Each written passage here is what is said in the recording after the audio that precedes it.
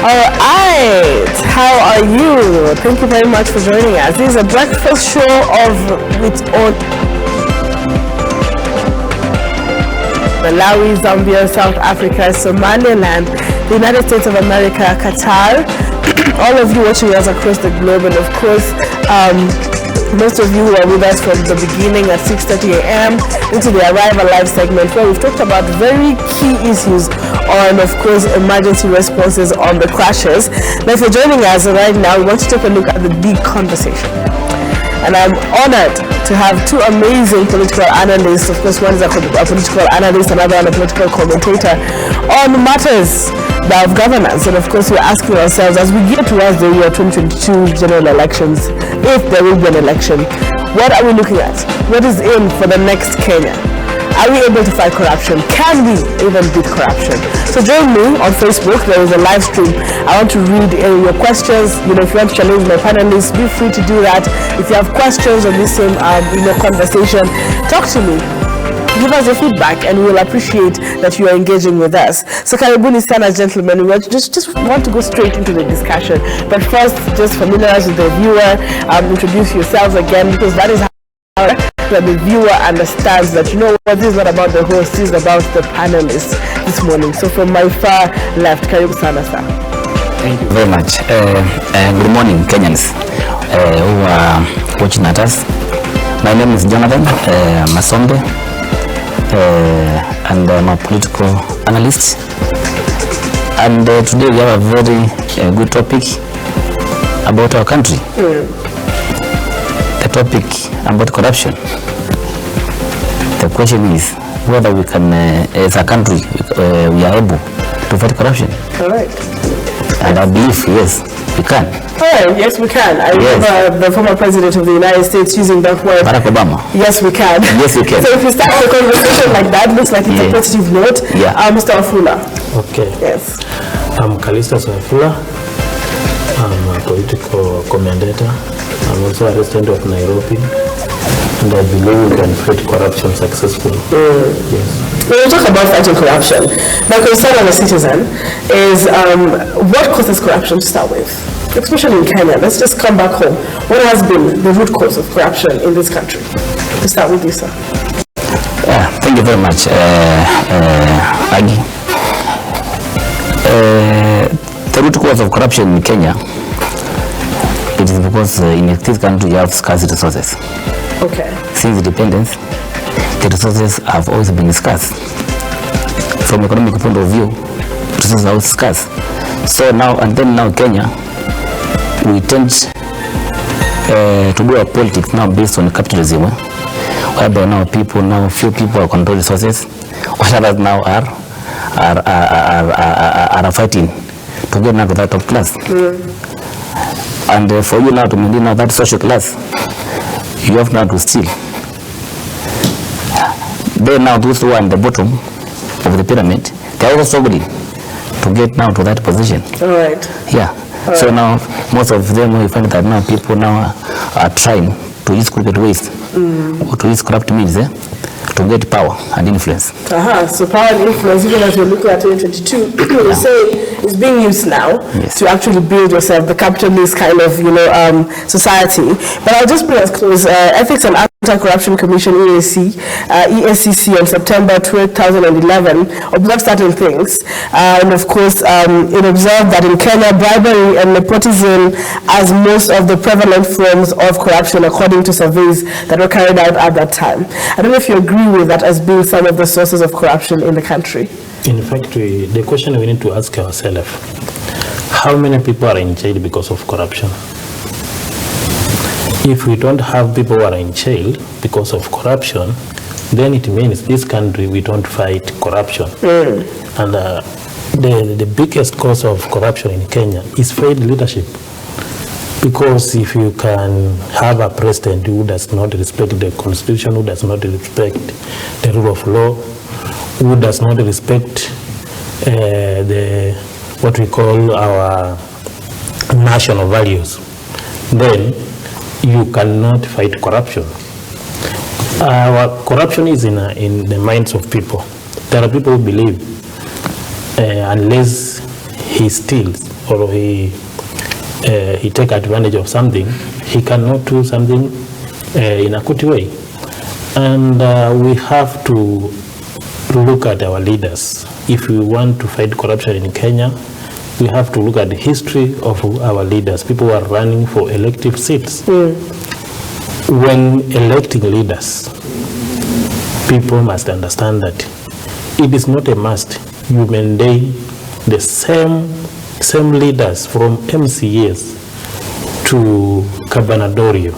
Now that it is a constitution requirement that the governor can only serve 2 terms. Otherwise, all these governors can be re-elected by Kenyans. And that is the problem we are advising our viewers, that you cannot fight corruption by maintaining status quo. You have to bring changes, you have to elect new faces, you have to bring people, fresh blood into leadership. And that is why when you look at those people who are running for president, there is another one who is marketing what we call bottoms up. Mwingine anasema Azimio la Umoja. So that narrative, if you are a clever person, you just understand the two are wrong people, but they are leading presidential contestant. Kenyans must ask themselves questions on what type of leaders or what the type of leadership yes, they want for the country. Unless we ask ourselves those questions, we are not going to fight corruption. But we can fight corruption because there are so many countries in the world that have successfully fought corruption and they are rich. Are you sure they successfully fought corruption? Yes. So there are countries that totally have no cases of corruption? And it is also evidential that the guys that we believe they are corrupt, they know how to fight corruption. I can give you an example. There is North Korea, a country which is ruled by someone who has made people to worship him. But when you go to Korea, the instances of corruption, it is minimal. Minimal? Yes. Okay. So we have to know, because if you elect, we are not electing an angel, but we have to elect someone who has an idea, someone who is clever, someone who is not going to allow people to take advantage of others. And that someone should be someone who is sharp upstairs. All right. That is the reason when you ask me, I disagree with the people grouping themselves in the name of forming alliance to mislead the country. There is no way you can have an agenda as a group of people. We are supporting people who are going to mess up our country. All right, we'll leave it at that as we're looking forward to, of course, continue with that. I just want to read something here. And according to the Ethics and Anti-Corruption Commission, Kenya is losing an estimated, of course, 608 billion shillings, that is 7.8% of Kenya's GDP, to corruption annually. And of course, what we're seeing here is reduced corruption is therefore crucial for the country's development. And the Sustainable Development Goals 16 advocates for justice and strong institutions as essential elements to every democratic society. My question, therefore, gentlemen, is do you feel that measures that the government has put in place so far, now President Uhuru Kenyatta is finishing his second tenure, do you feel that things that the president has done when it comes to actually fighting corruption, because he keeps saying his government is on the forefront to ensure that corruption is dealt with? I don't know what you have to say. Yeah, I think the government of Kenya has done a lot. All right. About this fight in corruption. The Constitution of Kenya, which we passed in 2010, when you go to chapter 6, it is very clear. We have a commission which has been established through the same constitution and through an act of parliament, the Ethics and Anti-Corruption Commission. We have independent courts. We have the office of DPP. Very strong. We have an office of DCI. I think what Kenya we are lacking It is just implementation of the laws. Okay. Kenya don't have any shortage of law. The only problem we have, it is a goodwill to implement those laws. So I believe the government, for example, the government which was led by the President Mwai Kibaki, when that government mobilized citizens of Kenya to bring up the new constitution, that was the best thing. And so having a good leadership in place, the leadership now which is willing to implement the constitution, we are going to fight corruption. So what you're saying is we have the laws that are capable of fighting corruption. It is the implementation and the execution which is failing us. Yes. So you agree with Mr. Kalistas here that there is a problem with the leadership? I don't agree with that sentiment. Okay. And this is my view, and a very honest view. All right. You see, leadership which is put in place in any society reflects the people who place that leadership in place. All right. So we Kenyans, we are the one to blame. President Uhuru Kenyatta, for example, did not vote for himself. He had only one vote. The governors you are seeing around, they have only one vote. The MPs and everybody, they have only one vote. But the majority of Kenyans who voted them in, they are the one who should be blamed. All right. For example, today, it is only Kenyans who are going to put in place a government in place, which now can fight what? Corruption. So you cannot, sometimes I see people blaming leaders. So leaders not fought for themselves to be in the position which they had. It is the Kenyans who went on the ballot and they put that government in place. So we should blame ourselves. Okay. Yes. When you say we should blame ourselves, we have seen the strong institutions that are put in place that you've mentioned, that the government put in place to actually help fight corruption. And they've taken quite some action, some, of course, eliciting different reactions, including the DCI boss now, George Kinoti, on his case on actually surrendering himself to the maximum prison. All right? These were not things we used to see much. And, of course, just to bring us up to speed, the senior government officials, including sitting ministers, governors, principal secretaries and members of parliament linked to corruption scandals that have been arrested and prosecuted on the DPP's orders. These are things we started seeing just a few years ago. Now, some of the governors, just to mention a few, who have been charged with misappropriation of public funds, included, of course, we've had incidences of Governor, Okoth Obado.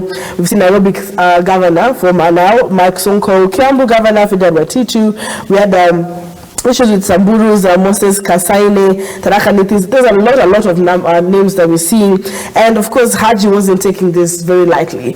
But some cases we also had where people were asked to step away from office for investigations, but they did not. So when you're blaming Kenyans, I don't know what you have to say about the leadership. I want just to comment there. Yes. You see, we as Kenyans, we know these leaders very well. We know them, even others who have been mentioned there. You are going to see them even now being elected, even now in the next cycle. In fact, Kenyans now we are worshiping those people who are corrupt. Whenever someone in Kenya is mentioned in a corrupt deal or in a scandal, then now that person has tried to fight for any political seat. The chances of getting for winning is very high. Okay. Meaning that now we as a people we are worshiping. Then now on the side of those people who have been mentioned, it is just a warning to them. Our government, one day, one time, we are going to get a government in place. We are going to implement the laws which we have. And some of them, they might find themselves in jail. So, because Kenya is not a banana republic, what I can say, let us all respect the rule of law. Okay. If you are a leader, if you hold a public office, let us respect the rule of law. If you are given some court orders, those court orders must be obeyed. Okay. And we don't have an alternative. Thank you. That is coming out very clearly. Mr. Kalistas, I do not know what your sentiments are on this particular issue. On certain government officials still making it difficult to actually first declare, move to first respect the courts, and also step aside. I don't agree with my friend who want to blame Kenyans. Kenyans have no problem, but if you look at the people who have presented themselves for the top seat. If you look at them, all of them are corrupt. Just maybe you can have one or two. You've actually said 98%. Yes. Okay.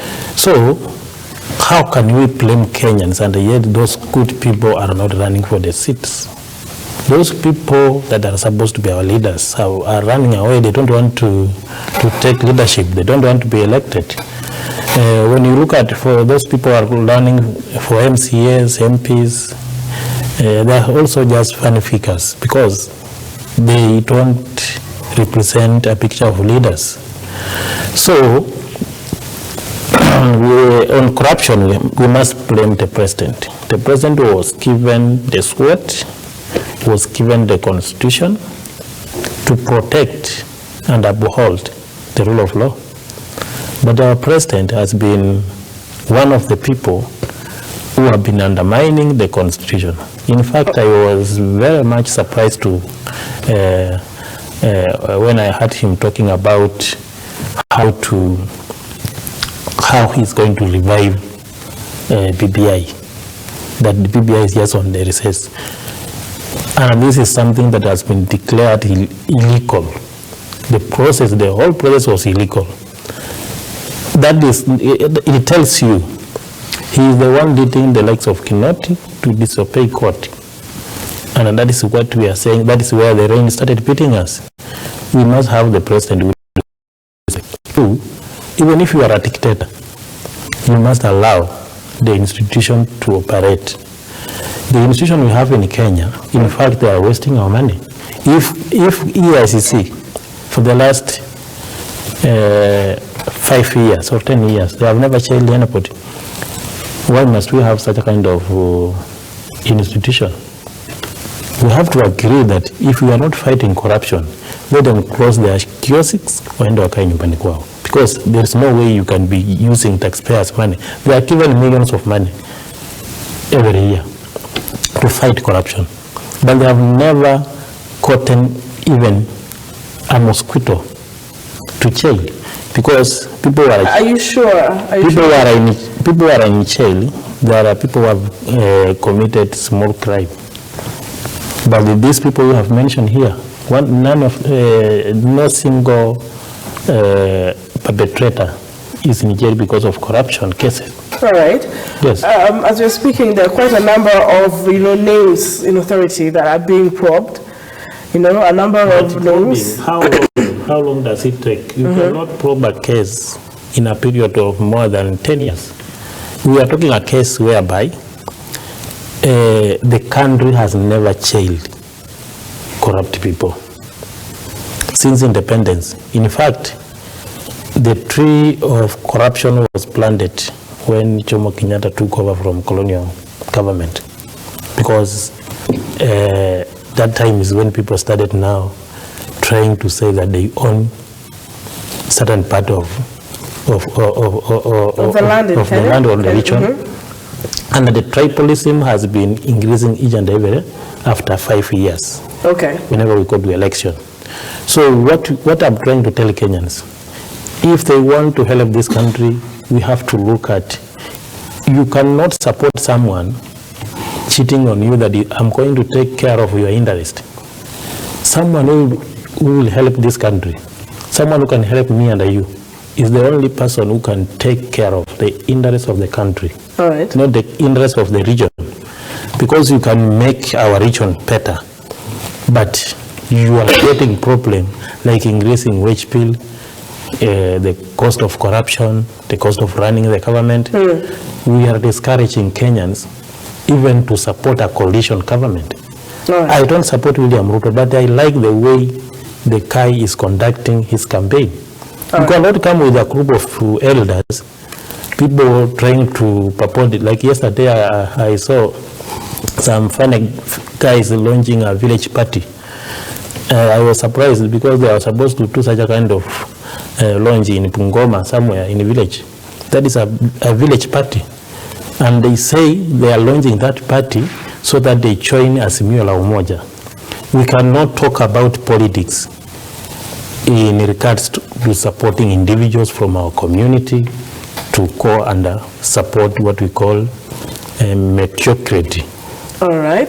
So what you're saying is you want to add on that because I want to look at the other aspects as well. A big one on this. I think what's the most important in this matter? One, every institution in Kenya, churches, media, governments, both the national and the county government, should invest a lot on civic education. Okay. To sensitize Kenyans about good leadership. Okay. Characters of a good leader. So now when they are going to the ballot, they are not worshipping money. They are not worshipping the corrupt money which they are going to be given to buy mandats on those roadshows. So that now, when you are going to elect someone, you are electing someone from the point of knowledge or someone who qualifies to be a good leader. So that now when you put good leaders in place who don't entertain corruption, they are going to fight what? Corruption. Okay. All right. Then there is also this issue.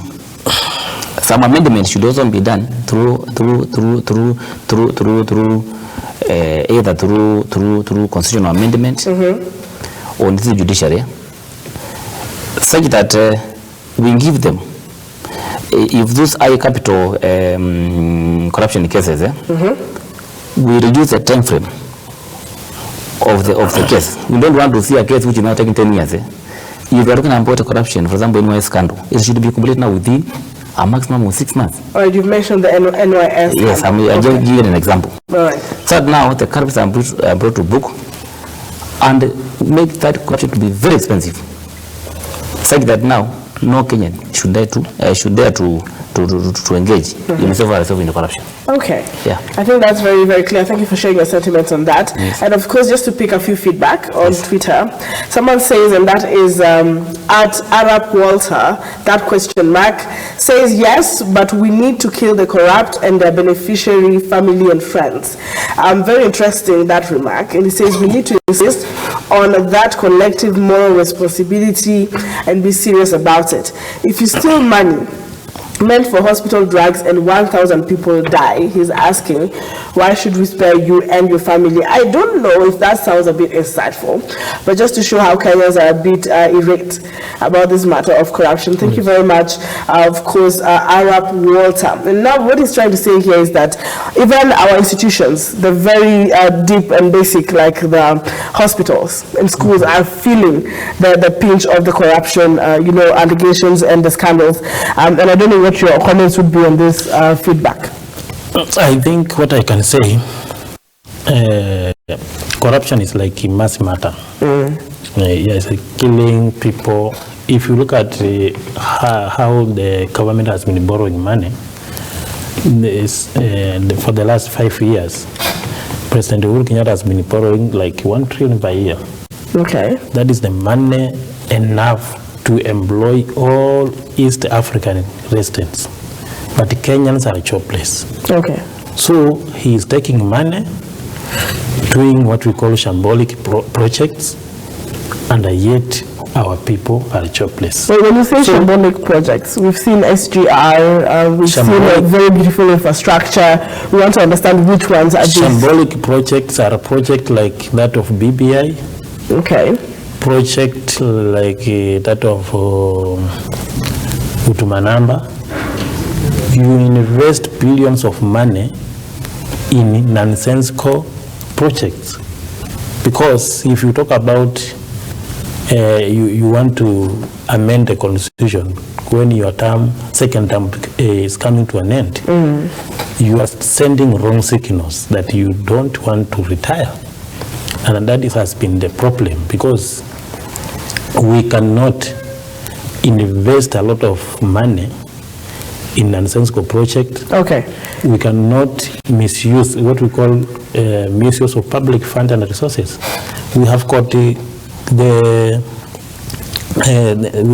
projects that are overrated, like the Mombasa Highway, the flyover.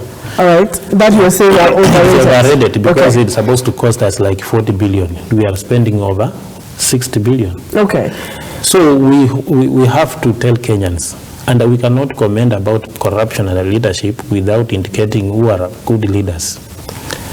If I try to analyze the amongst people who are running for president, there is Musalia Mudavadi, Kalonzo Musyoka, William Ruto, Raila Odinga.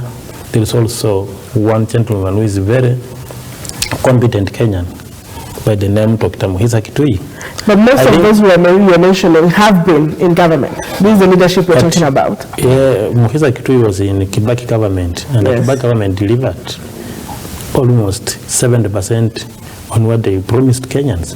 If you look at the scorecard of Uhuru Kenyatta has only performed like 20% of what he promised us. So we are saying we have got some people who are running for president. They are very competent, and the Kenyans need to make the right decision. William Ruto is trying to sell a good economic model, but himself is a tainted person. He has been mentioned in several scandals. If you look at Raila Odinga, he's working with the likes of Kamanda, these elders, people who are over 80s, octogenarians generation, and these are people who are bragging around on how they are going to make it look like it is a Kenyan problem for Raila to have been losing election each and every 5 years. So you're talking about leadership, and Kenyans should choose a good leader. Yes. Even if without delving deeper into our presidential candidates. When you talk about the performance, you cannot say, I will deliver, I will create employment. The way I saw happening in Azimio la Umoja convention, you cannot just mention things that you are going to do. So how does that affect corruption? Leaders should come. Leadership should come. It comes from your experience, your expertise, what you have done, and also we have to base in your past records. When choosing leaders. When you talk about in corruption, if you are not competent enough as a leader, there is no way you can fight corruption. Because these people who are stealing our money, they are very clever. And if you have a very incompetent president, that's when you have a country whereby people talk about corruption. We don't have to come here on TV show talking about corruption, and yet there is no action. Kenyans need to take action, and that is why I said Kinoti must go to jail. If he doesn't go to jail, the coming government, we must put in place the right government so that such a kind of people are brought to books. And as we're speaking, of course, the court has insisted that the DCI boss should be going to prison. Now, allow us to touch on the wealth declaration for civil servants. And now we've had a lot of politicians, even through their campaigns, talk about, you will tell us where you got this wealth from, you'll explain to us where you got this wealth from, and that has been a conversation that's happening a lot in the campaigns. So just to bring her up to speed so we can comment on the same, in an effort to curb corruption and promote ethics and integrity in the public service, all the senior servants in Kenya are required to declare their wealth. The wealth declaration for public officials is backed by the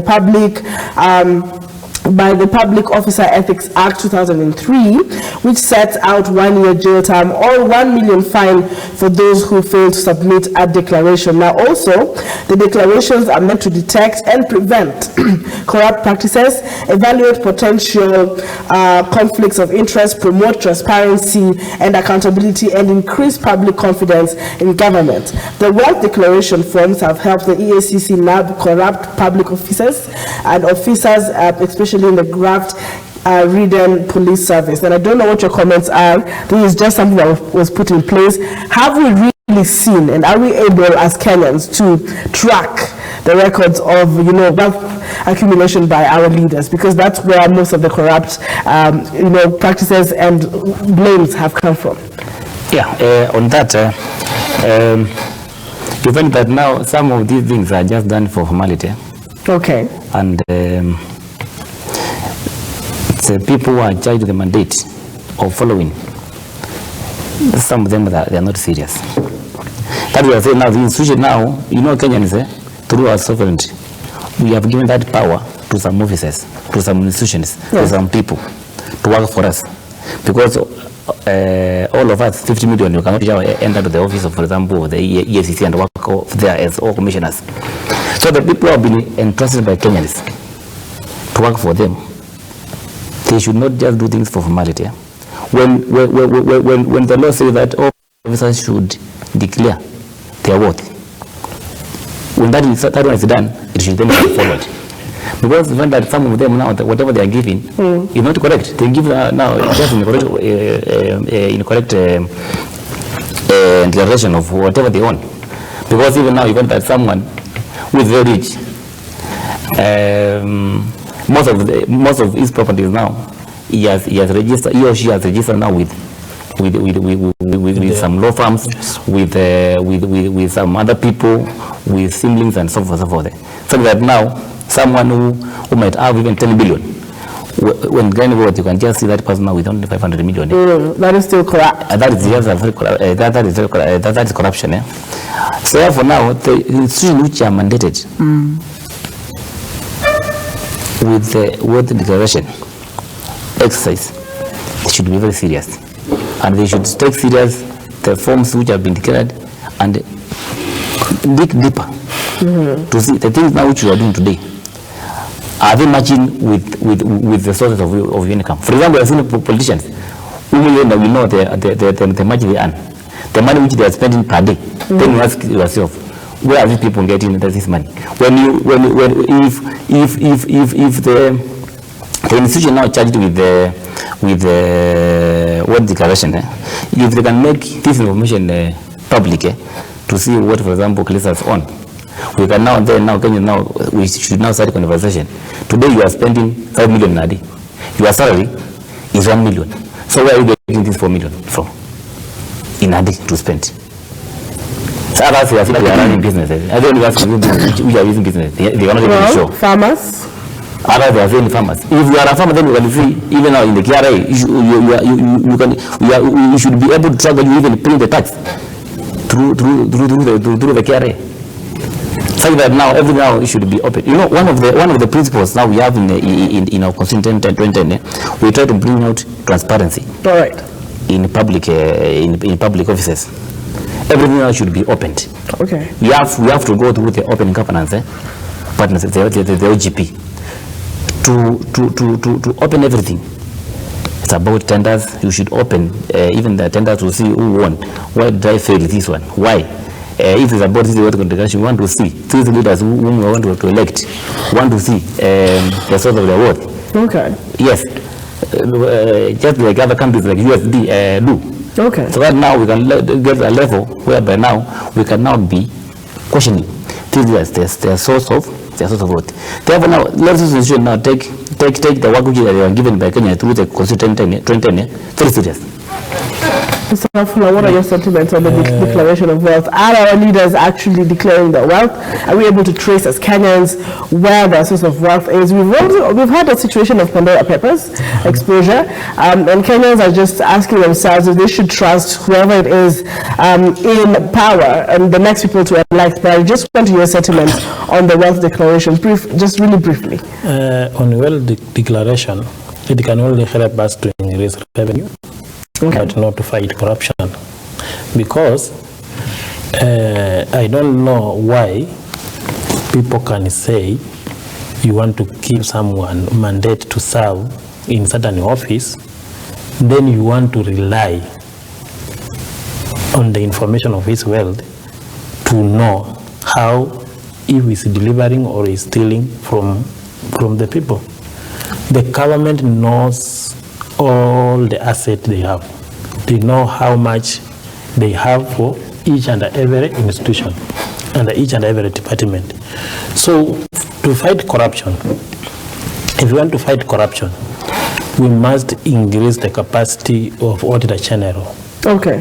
We must empower the Auditor General to get real-time reporting. 2, we must empower the judiciary. We don't need to amend the Constitution to give judiciary power. What we need a president who understands the importance of having strong judiciary in the country.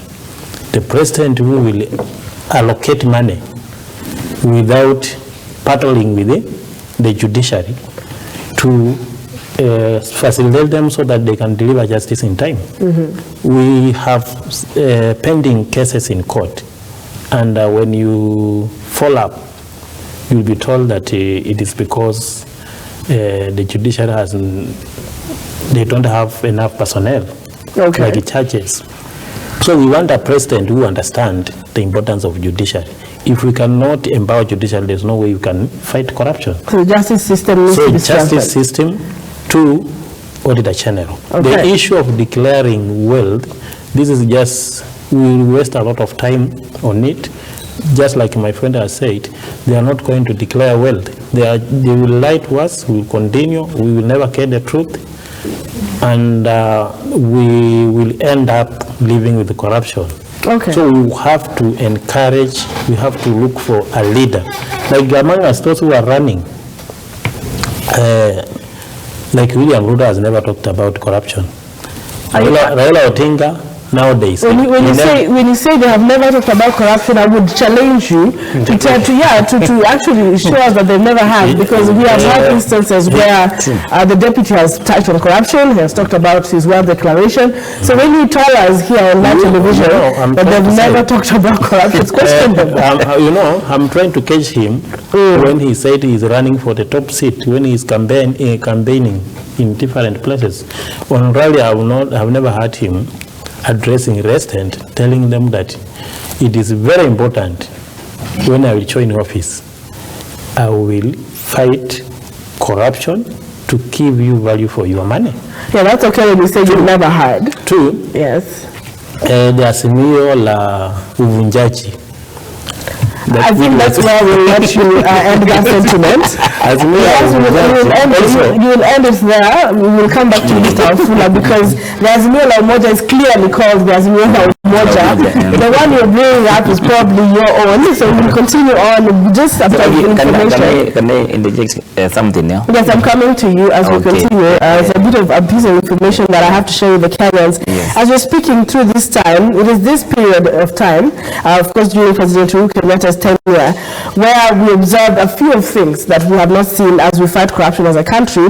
And on the 22nd of July 2019, Kenya's finance minister then, Henry Rotich, became the country's first sitting minister to be arrested for corruption. So as we're talking about what has been done, this followed an order by the DPP's office, that is Muhyiddin Haji, for the arrest and prosecution of Mr. Rotich and his PS then. Kamau Thuge, among other top officials, government officials, over the multi-billion shillings Aror and Kimarel dam scandal. I hope you remember that scandal. Yes. And there we saw a lot of actions, and Kenyans were a bit, motivated when it comes to the fight against corruption. Again, I will repeat, as we continue this conversation, we should allow ourselves to be candid, respectful, even as we continue with the discussion for the peace of the country. 2022 general elections. So of course that comes to you, Mr. Wafula, to be a bit you cannot say Azimio La something else when you already know it's Azimio La. I support my statement, you see. But I'm saying you are giving him a lot of time. Yes, you should control him. Yes. So you are asking about the story of Roland Kimarel Dam. Yes, the people who have actually been brought to book. And Mheshimiwa Rotich and Thuge. I think that one was a very good move by the government of the day to make sure that they arrest the minister and the PS. And Kenya now had a lot of confidence now with the current government. But now the problem now, you see that case now, it has taken a lot of time. All right. And the way the story now is going, I thought now it's not good to comment on a case which was already now before the court. Yes. But just to comment on it. This case now, these are the cases now which I'm saying now, that we should at least now make sure that the judiciary or this legal process just takes a very short time before now the evidence is now they are dealt with. Because now we know Kenyans, we are very good on making sure that now we finish the evidence and you clear it. But that was a very good move. And if you can see even more arrests and more actions and see people even now being taken to jail, being prosecuted and being jailed, or being penalized on the crimes which they have done or which they have committed, then now Kenya now might we can now get our value of money, and we as Kenya now we can be very happy with the government in place. Okay. So now we want now to laud the President Kenyatta for what he did now on this one. So now let us now just see many. Then the judiciary should also now be also very candid and also to work on those cases without being interfered with, because judiciary is one of the independent institutions which has been established by law. So let them now do their work without fear of anyone and bring all these people on book. Because when you talk about the money which was lost at Aurora and Kamorel, it was a huge money. Absolutely, multi-billions. Then when the now DPP now came in, now he also brought another story about now the way the tender was given and all those kind of things there. Okay. So we need to see serious action being taken very fast. So you're talking about Very action fast. being taken, but very fast. Very so fast. Kenyans can follow the cases. And fair. And fairly. And fair. All right. Yes. Allow me to pick a few feedback. Thank you very much for watching #The Morning Drift. Where are you watching us from? This is the big conversation. We're live on Facebook, and I just want to read a few of your feedback on Facebook. And thank you very much, of course, for sending your feedback and your thoughts on fighting corruption as a country our way. Rachel Monde says, good morning. I like the show. Corruption is like a disease eating Kenyans. And like, a cancer eats up the entire country. And thank you very much for that feedback. Honorable Cliff Aboki, good morning, sir. Thank you for watching. He says the power lies in the people, and that is exercised during elections. The electorate needs to make decisions not with their stomachs, but elect true leaders with the guidance of God. Yes. He's making it very clear again, not making decisions. You mentioned the point where you said Kenyans will line up, be given a bit of money for mandazis, and then we elect people that are clearly corrupt individuals. Yes. We wanted to hear your word, but you've also, of course, made it very clear that the judiciary needs to be strengthened, because these cases are in court. We mentioned a lot of them that were attached on the government, but we're talking about the period of time that it takes to actually attend to these cases being a problem. Now, as we continue, however, we want to look at when we're coming to the electioneering period, how then do you ensure, like we start from the IEBC, because that's where people have said when we come into the election period, we don't trust that even as we're starting with the elections that it will be free and fair. But as we make these sentiments, we ensure that it's not insightful and that we continue to speak peace to the public. Karibu. Okay. I say that corruption is in the mind of people. All right. And that the first corruption we have in the country, the biggest corruption, is that mind of believing in individuals rather than believing in the law and the institution. So like at the moment we have got some guys who brag around that they are the wealthiest, they want to take care of their wealth, so they want certain person to be elected in office, whether he's competent or incompetent. So such a kind of thinking is corrupt. Because why must Kenyans protect such kind of individuals? Because they are few. They are not even more than 1,000.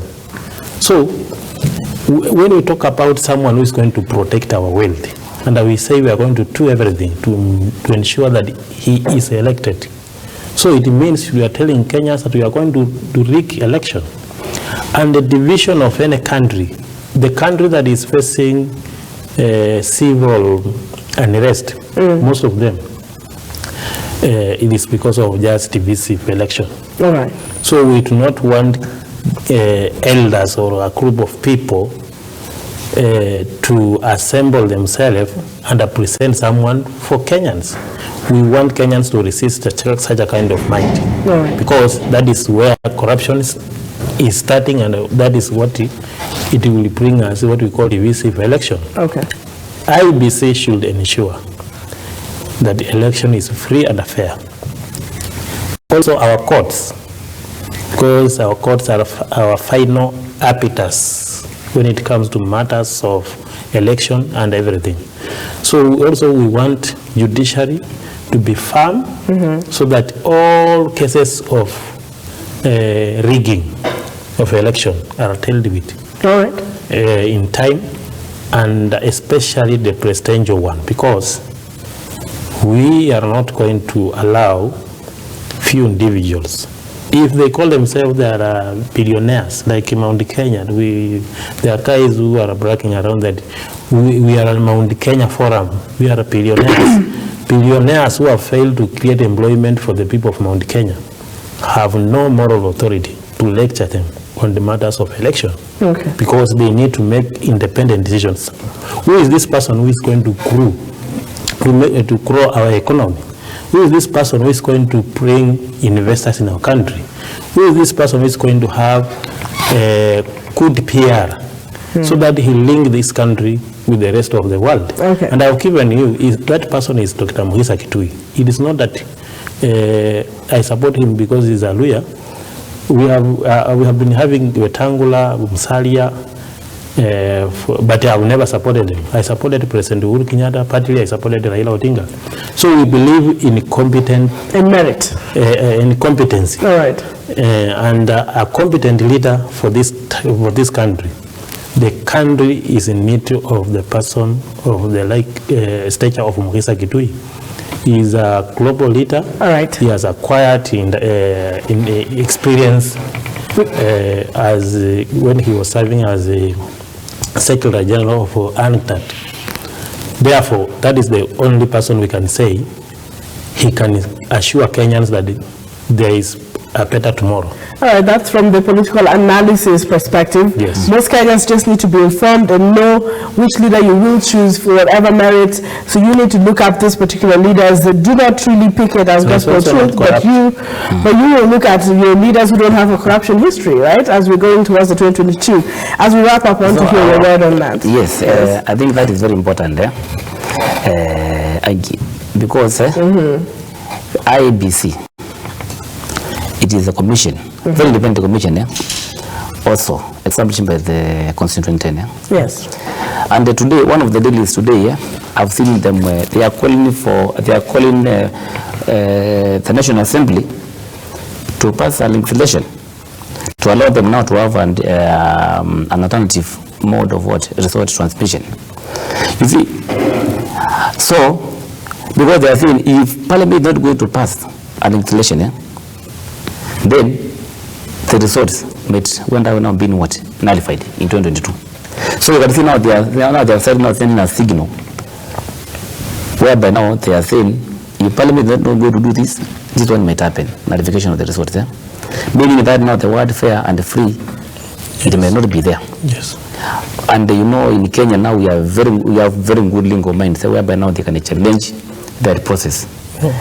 Therefore, what I'm calling for today, let Parliament do what it can to make sure IEBC is going to deliver credible, independently and verifiable results, which now going to satisfy everyone. Okay. Secondly, sometimes, you know, I don't understand Kenyans. You know, numbers never lie. You know, 20 plus 20 is 40. 30 plus 30 is 60. Which is this so difficult, such that Kenyans we cannot count votes from polling stations. What I'm proposing from my end. All right. Because we know the results which are announced at the polling centers, they should be final. Sorry, yes. And if it's possible, let all the participants who are involved in that election, for example, today now we have two big presidential candidates. All right. We have the UDA and we have the Azimio. Let them also be given, and those others who are also going to compete. For example,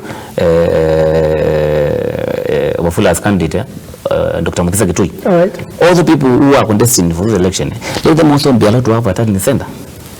And every candidate should have an agent in the polling station there, whereby now after the presiding officer signs the final results, let them capture them and now transmit them to the talent center. Because numbers will never lie.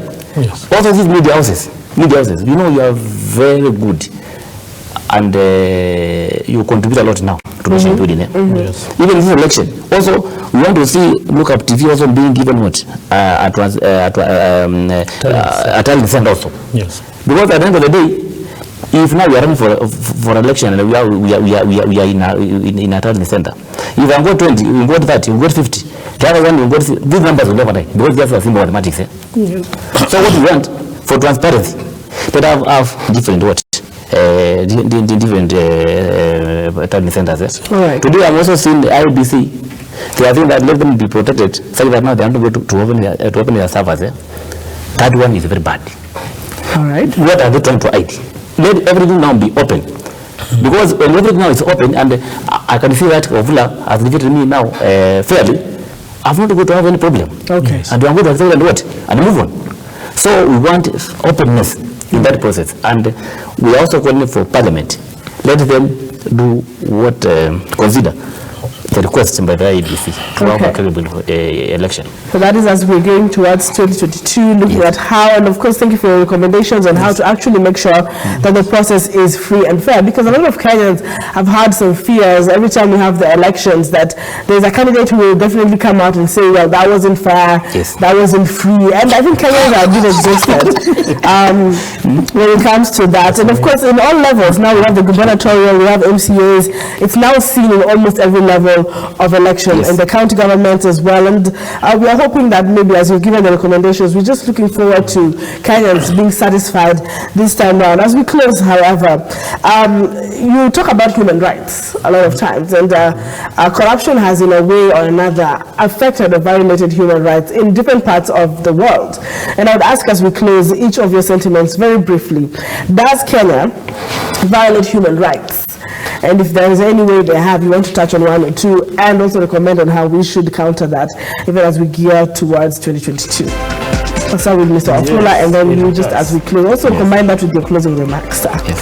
Kenya, we talk about Kenya and government, or what do you mean by Kenya? It's just Kenya, so whichever angle you want to take, because we have other institutions as well. I can say the Kenyan government has been violating the people's right. All right. Because there is a right to basic needs. The government need to ensure all Kenyans have access to basic needs. 2, right to free and fair treatment. Okay. When you are going to public service. Normally we have had so many cases whereby people are mistreated just because they don't have money. So when it comes to human rights, Kenya is the worst country to even think about, because this is the country whereby we have had individuals taking billions of money and running away. That corruption run away is also a kind of it infringes on the rights of people. Okay. We don't have what we call our justice system is also corrupt, because it might be corrupt or it is not supported. Okay. So that is also an issue of infringing on the rights of Kenyans. Those are kind of the things that we can say. But again, the rights that the Kenyans have been denied is the right to employment, because we have been killing our economy each and every year. We have had cases whereby individuals have looted public company to dismiss. An example is Miasua company. Miasua company used to employ over 4,000 employees, both direct and indirect. But someone just looted that company until it was put under receivership. We have so many companies across the country, in Central, even in Kambani. Yes. So we have such a kind of cases which we say they amount to human rights violation, but we have to do something urgently, because unless we do something urgently, we will even don't have any reason to go to school, because you are going to school, people with master degrees are walking on the street. Why must we be the ones supporting failed leadership? Why must we be the one supporting people who are extremely old? When you become an age of over 70s, you run short of ideas. All discoveries in the world were discovered by young people. I've never seen an elder discovering anything. Or you have? Okay. Have you seen anything? No, okay. No, the constitution does not allow people to be discriminated. But we are not discriminating. What we are saying, And as you know, in a community, yes. in a community, you cannot give your father a chembe to go and plow the land while you are seated at home. We want this young generation. You have to accept that as a father, ukifika mahali fulani tunawaacha pia kijana yako na pick it from there. All right. So you cannot be the one doing everything. That is what we want to accept. That is nature, because we are not living on this world forever. So let us not make like when you reach at 80s, you start now working for the people. All right. Well, one thing I want to appreciate, even as you're speaking, Mr. Afula, is that people who actually believe that old is gold and that age is wisdom. So those are your sentiments, and we appreciate that. Competence has nothing to do with wisdom. Okay. You might have wisdom on something, but you cannot. When I give you mandate, like an elder, And we are wrapping up. If I give an elder a lorry to drive, he might be having wisdom, Okay. but he cannot drive that lorry perfectly because of the limitation you can see with your eyes. So that is from the political analysis. Let's hear from your commentation, sir. What are your final remarks, even as we talk about generally our fight against corruption? Yes, something which you had asked about human rights. Yes. When then the 45th president of United States came here, our son, Barack Obama, when he was giving his address at Kasarani, he said that corruption brings down millions of employment opportunities every year, and that one we have seen. We have seen now when the collapse of railway, the strongest company, Parastato, those days, so many people were retrenched, telecom retrenched. The big businesses which have collapsed, people have been retrenched from work because of corruption. So corruption is something which violates human rights. Because, for example, because of corruption, the people of Arroa and Kimorel were not able to get water, which is a basic right. Absolutely. You see, Absolutely. that is a very good example. Because of corruption, our kids will not be able to be given the laptops. You see? Is it? Yes. Okay. So they are just life examples. So corruption is something which is so bad. Now my closing remarks to Kenyans. I would like every Kenyan, because now we are going now to election cycle. Let us now use our primary constitutional power and elect sound leaders who can take this country far and fight corruption. And that one can only be done by leaders who are not corrupt, and we know them. When we politicians are going to come around looking for votes, let us consider those leaders who are genuine, people who are corrupt free to run those offices. Let us not be cheated now with 5 shillings, 20 shillings and worship those money. Because I tell you, politics is investment. Today you invest 10 million. That money you must recover it. All right. Where you going to get that money from? It is through corruption means to recover your money.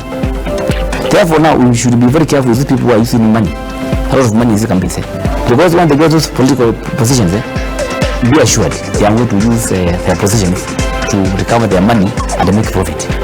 Because Kenya now we take politics as what? As a business venture. Okay. Finally, I'm also urging the National Assembly, which is a very competent institution, let them consider the request of IEBC.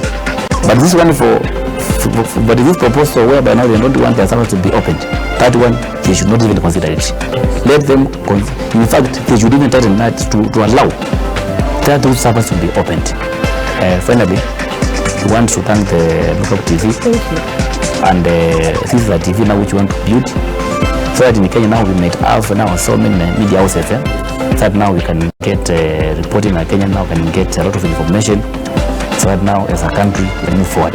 Absolutely. And then finally the governments, both county government and the national government, should invest a lot of money in civic education to educate our public about good political leadership. Thank you, Madam. Thank you, sir, for that. Mr. Wafula, you'll be very brief. Yes, I mean, Yes. I also want to urge my president because I supported him for first term and second term.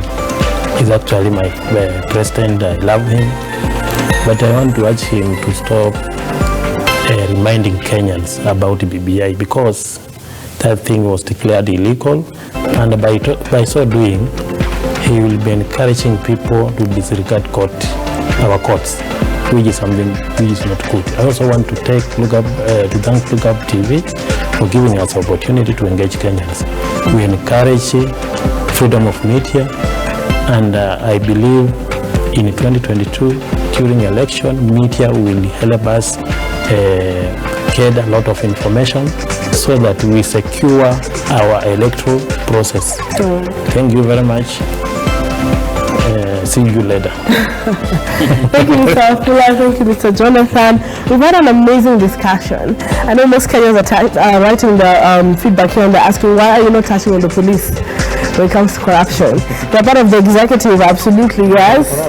You know, police. I knew Mr. Wafula would touch on that as we're closing. When you call around evening hours, police are collecting money from each and every shop, wine and spirit shops and bars. They are collecting money. Yeah, they collect like it's just a business as usual. But they are the executive arm of government that should maintain law and order. What needs to be done is that we remove all these laws that are making business, these permits, this kind of nonsense that we have put in place to discourage people from running business is not good.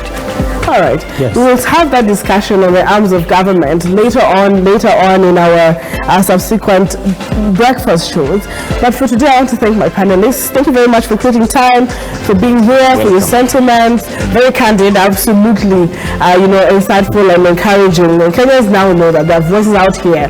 There are political analysts, sober political commentators who ensure that as much as we're going into the 2022 general elections, it will be fair, satisfactory, and that at the end of the day, our government will be better, our systems will be stronger. And also, when you mentioned the media, thank you very much, because the scribes have been out there talking about protection of the media, even as we venture into another political season. Much appreciated, gentlemen. We hope to see you again and have you set again. Yes. All right, that is the big conversation, and we're just getting started. When I say that, be sure that the show is just getting started. We have about 30 more minutes to go, or 20 thereabout, into the culture umbrella. And today, some bit of music, some vibe here and there is coming your way so that you can have a wholesome breakfast. But before that, what is happening in Taani? Where are you watching us from? If you're from Githurai 44, Githurai 45, Car West, Sukari or Wendani, if you're watching from Umoja 1 or 2, if you're in Langata, Westlands, Lavington, right here at home, where are you watching us from and what do you expect in the culture umbrella? Before that, let's hear from you, courtesy of our people who always come on the ground, and a life moment indeed. We'll be right back.